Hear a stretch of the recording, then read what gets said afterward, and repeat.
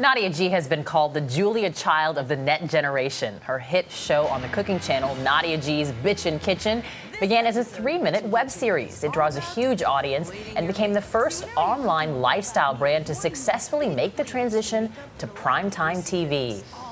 Nadia also wrote the best-selling cookbook, Nadia G's Bitchin Kitchen, Cookin' for Trouble, one of my all-time favorite titles. She is with us this morning. Welcome to The Dish. Thank you. What an introduction. Wow. Lovely. What have we got here?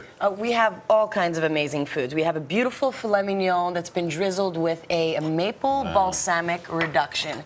Now, this is one of the easiest sauces to make. 2 ingredients, maple and good quality aged balsamic. You reduce that, simmer it for about 5 minutes, and you have a sweet and tangy glaze that is just awesome on steak, on chicken, on whatever. I love the way you describe food, so walk me through the drink now next. Okay, so here This is our 6th drink this morning, by the way. I know, this has been a wild morning. This is a pink grapefruit mojito. So what I love about this drink, what I love about cooking in general is breaking down the food into its raw elements. A mojito has herbs in it, it has citrus, it has sugar. So why not play around with that? Instead of lime, I used pink grapefruit. Instead of sugar, I used maple. And instead of mint, we have cilantro. No. You started out basically doing comedy on the web, right? Mm-hmm. How did food get into this equation? Oh, man. You know, I grew up with a crazy, wild Italian family that was completely food obsessed.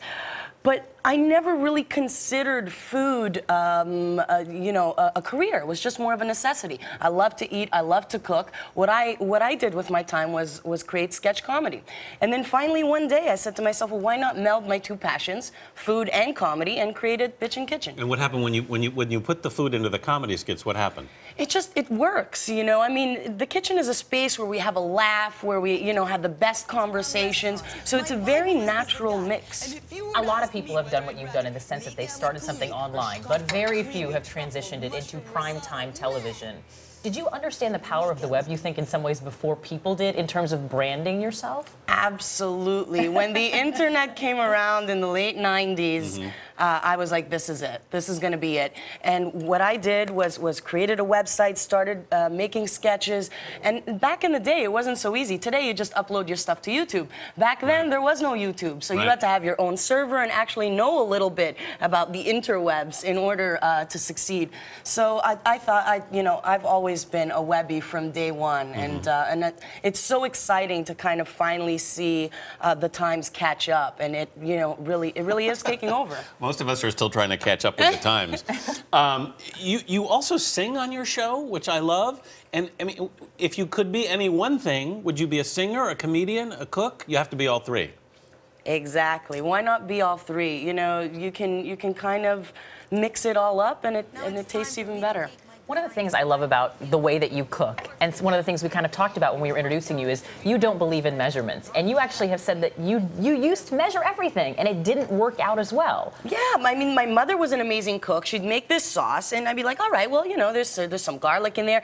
It never, no matter how much I tried, like whipping out the recipe books, trying to replicate the flavor of my mom's sauce because my mom never had any recipes, through finding recipes via books, etc. It never quite tasted the same. And it's when I threw the recipe book away and actually started tasting and touching and, a dash of this, a mix of that, that's when it really kind of came together. There's a certain element of witchcraft to cooking, a little bit of love in there. That's the missing thing from the recipe. So witchcraft, that's very inspiring, witchcraft. Where do you draw that from, do you think?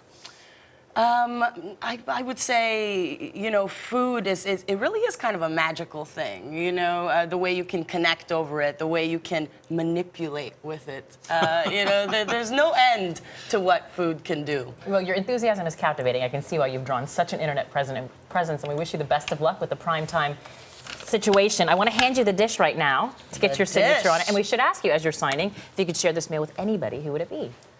Chris Farley. Chris Farley. Wow. Chef Nadia G, thank you. And for more on Nadia G and the dish, head to our website at CBS This Morning.